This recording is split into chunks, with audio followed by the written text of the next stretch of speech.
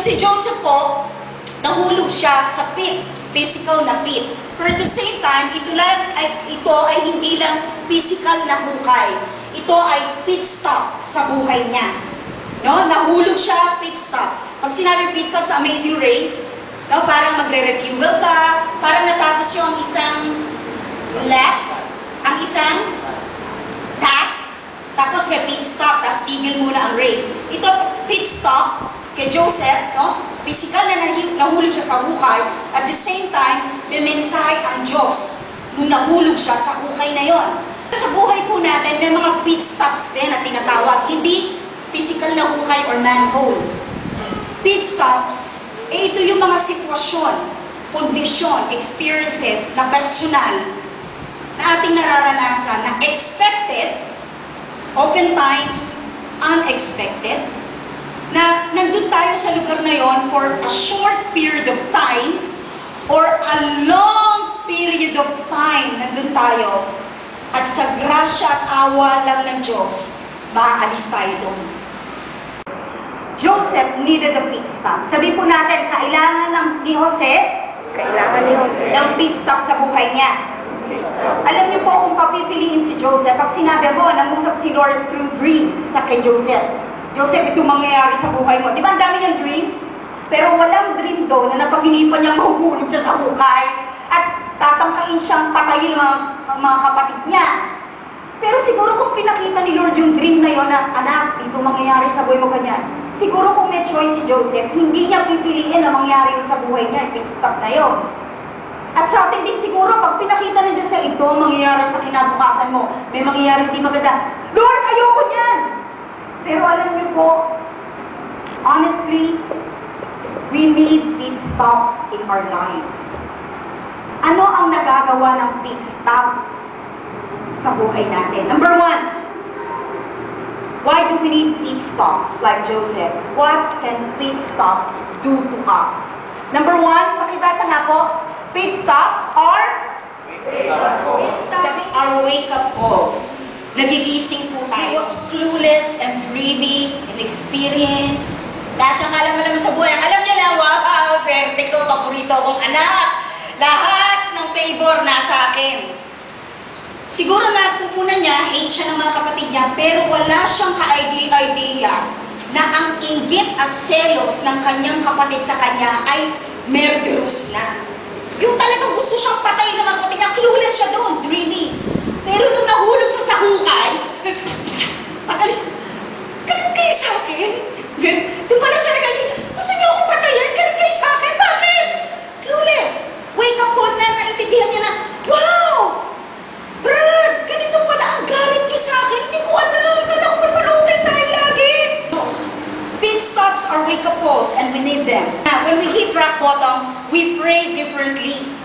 Iba tayo manalangin. Nung nahulog ka sa hukay, pag nagpe-pray ka, hindi ka, iba pa nagpe-pray ka, iba na. Galing na talaga sa puso. Dati pa nagpe-pray pa, Lord, bless them. Lord, help us. Lord, pray for healing. Oh, in Jesus' name. Amen. Nalangin-langin na yung puso mo. Bakit? May pit stop sa buhay mo Sing differently. You sing differently. Not only you pray differently. When you are in a pit stop, and that is a wake-up call, you sing differently. Iba kang umawit, no? Ihulog ka sa hukay. Wala ka nang pakialam sa mga sound. Lord, one-on-one, Lord, kailangan kita. We relate with people differently. Not only you pray, you sing, but you relate with people differently. Pag nahulog ka sa rock bottom, sa hukay, or pit stop ng buhay mo, you are more humble. You are more humble. Not just wake-up calls, but they are growing up moments. Growing up, natututo ka, lumalago ka. Pag nakita si Jose, hindi na nga siya nakilala ng mga kapatid niya Ibang-iba na si Joseph Why? Because of pit stops in his life. He really grew as a person, in his character, in his relationship with the Lord. Dati naririnig niya lang si Lord, kinukwento lang. Ngayon di na, nararanasan niya si Lord, nasa hukay siya Pero sa hukay, kasama niya pa rin si Lord. Hindi siya iniwas. Paglago. Lagi kong topic yan sa Bible, lalo na sa New Testament. Bearing fruit, growing in your faith, growing in love, grow in the grace and mercy of God. Grow. Lagi po ang Diyos, nasa business po siya of helping us grow in our walk with Him. Growing old is mandatory. Growing up is optional. Optional. Meaning, ikaw ang magdedesisyon kung gusto mo talagang lumako. Spiritual growth is not accomplished in prayers alone. It is a decision, it is a choice that you have to make. Ikaw ang magdedesisyon kung talagang lalago ka sa buhay spiritual mo. Hindi ka maigidesisyon ni nanay or ni tatay. Ikaw personally ang magdedesisyon. It is a choice that you have to make. Pag mo yung paa at sinulot mo yung nadinig mo, then change will take place in your life. Then you will grow. It is a choice, a decision that you have to make. And then you will bear fruit. Sabi po natin, bear fruit. Bear fruit.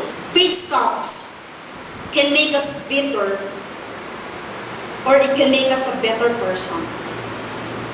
Yung mga masasakit na pangyayari ng buhay natin, pwedeng manatili tayong galit sa mundo, sa buhay, or mag-grow tayo, maging mabuti ang ating puso, maging maayos lalong ating karakter because of those pit stops. But it is a choice that you have to make. Lastly, ang pinaka-importante po sa tatlo, pit stops are not just wake-up calls, pit stops are not just growing up moments, but when we experience pit stops, it teaches us to look up. To look up. Pit stops teach us to look up to God and acknowledge that our source of strength is only God. Kapag nahulog ka sa hukay, ang tingin mo kagad sa taas niyan.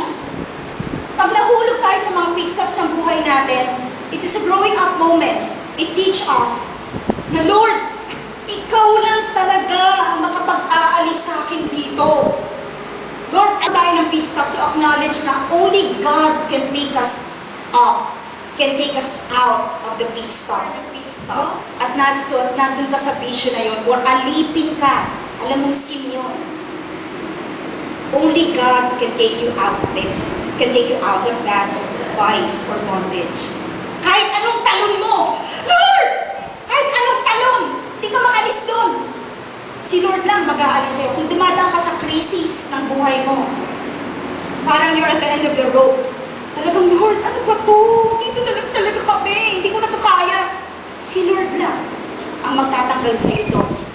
Heavenly Father, maraming salamat, Panginoon, sa buhay na binigay. Nangungusap ka po sa amin. Thank you, Lord, that you give us a message of hope.